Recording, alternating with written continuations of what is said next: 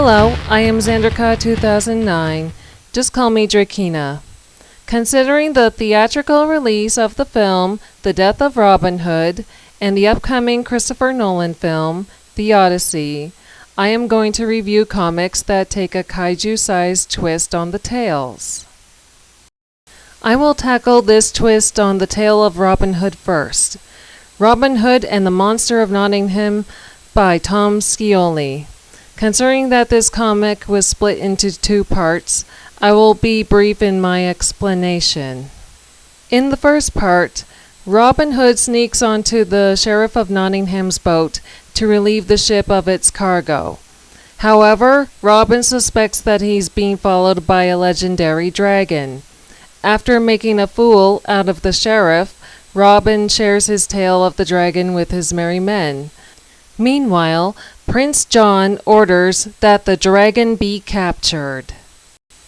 In part 2, Robin makes a fool out of the sheriff again. However, the sheriff had set a trap for the dragon, which is Godzilla. Once in the trap, Godzilla sets Sherwood Forest ablaze. Robin acts quickly to release the dam, flooding the forest and driving Godzilla back out to sea. While the heroes rejoice in saving the forest, the sheriff is still an angry prick because he was foiled again. I liked that it was funny. Placing Godzilla into a classic tale can make it a little weird in a good way. The vintage style of the illustrations was very interesting. Also, the fact that Godzilla was referred to as a dragon.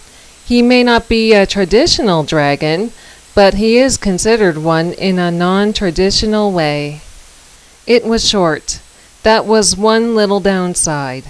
I wanted to see more of why Prince John wanted Godzilla captured, and that's a question left unanswered.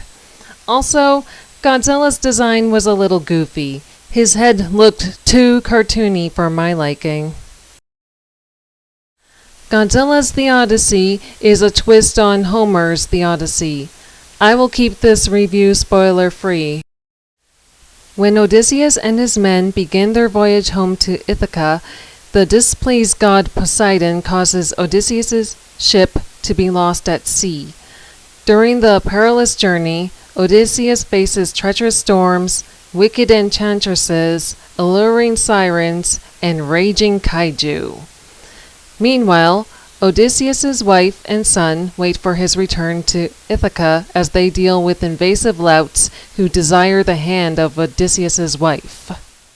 When Odysseus and his men find themselves nearly getting crushed or eaten by some of the classic kaiju that appear in this comic, Godzilla arrives and kicks the butts of those kaiju.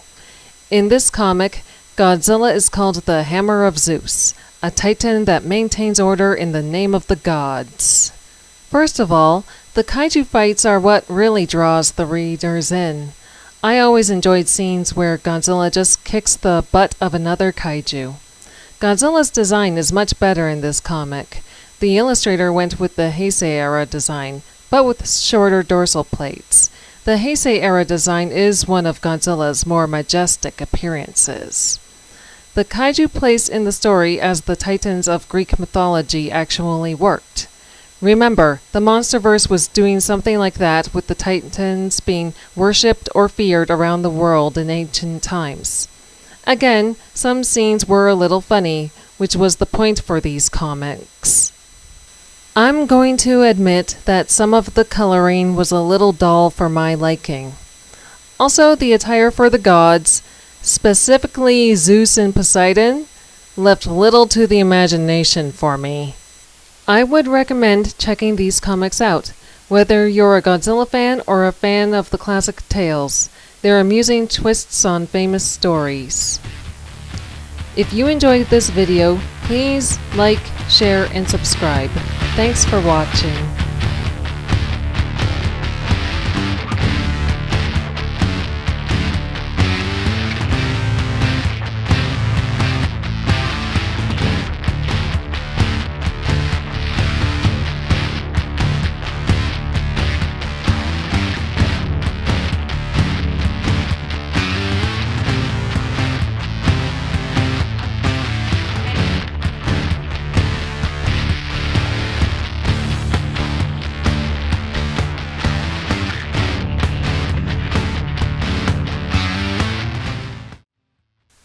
By the way, I look forward to the next installments of Godzilla's Monsterpiece Theater.